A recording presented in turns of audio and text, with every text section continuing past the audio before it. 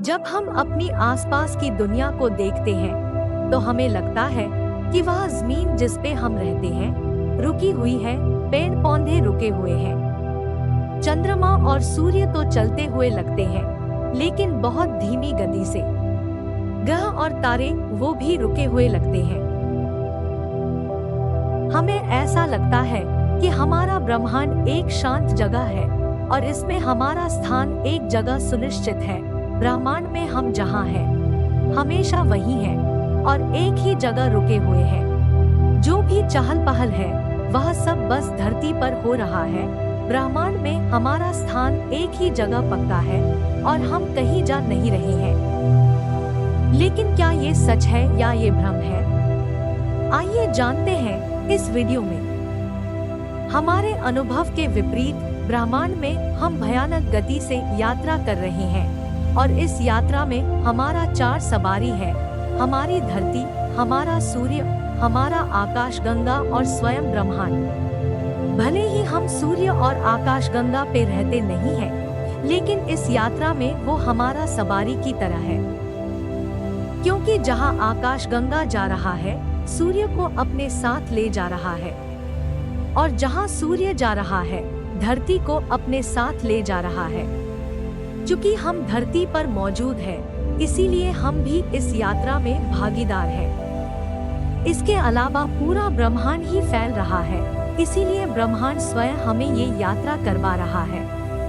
अब सवाल है कि किस दिशा में और किस गति से हम ये यात्रा कर रहे हैं, और जवाब है न तो दिशा एक है और न ही गति एक है।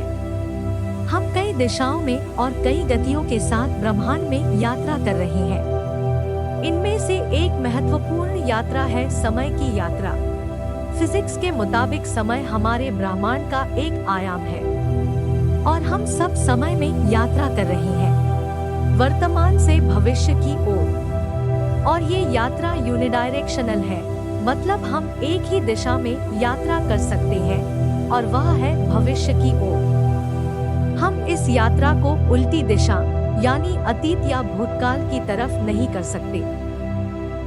भूतकाल या अपने इतिहास की तरफ यात्रा तभी कोई कर सकता है यदि वह प्रकाश की गति से भी तेज गति हासिल कर ले, जो कि आइंस्टीन के थ्योरी सापेक्षता के सिद्धांत के मुताबिक संभव नहीं है।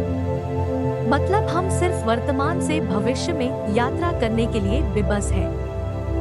ठीक वैसे जैसे एक शिशु समय के साथ अपने किशोरावस्था की ओर और फिर बुढ़ापे की ओर यात्रा करता है।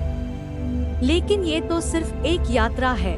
आइए जानते हैं अपनी दूसरी यात्राओं को। जैसे हमने जाना कि हम ये यात्रा धरती पे सवार होकर कर रहे हैं, तो हमारी पहली गति आती है धरती के अपने अक्ष पे घूमने की गति से। भले ही धरती हमें स्थिर नजर आती हो, लेकिन ये है नहीं।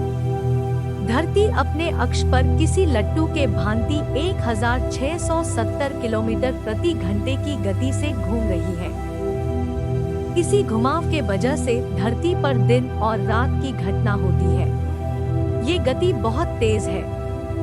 ये गति धरती पर चलने वाले सबसे तेज बुलेट ट्रेन की गति से 3 गुना से भी ज्यादा है। लेकिन ये गति भी सूर्य के चारों तरफ धरती के घूमने के गति के मुकाबले कुछ भी नहीं है। धरती 1,07,000 किमी प्रति घंटे की गति से सूर्य के चारों तरफ चक्कर लगा रहा है। ये हमारी दूसरी गति और दिशा है। इस गति के सामने किसी जेट एरोप्लेन की गति एक कछुए के समान है। हमारी तीसरी गति और दिशा आती है सूर्य द्वारा आकाशगंगा के केंद्र की परिक्रमा करने से।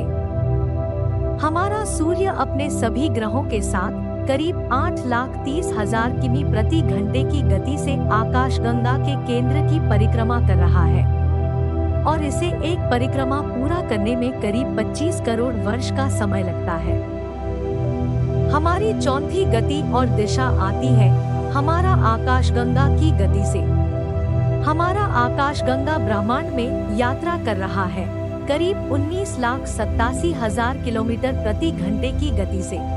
हालांकि हमारा ब्रह्मांड फैल रहा है और इसके फैलने की रफ्तार ब्रह्मांड के अलग अलग हिस्सों में अलग अलग है।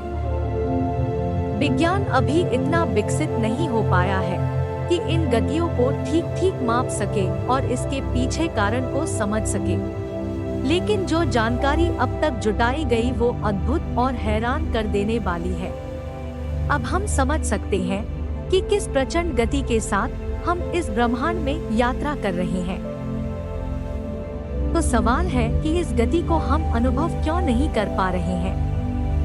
इसे जानने के लिए हमें अपने मस्तिष्क के क्रियाकलाप और इसके मुख्य कार्य को समझना होगा, और इसको जानेंगे हम अपने अगले वीडियो में, जब हम इतनी गति से ब्रह्मांड में यात्रा कर रहे हैं।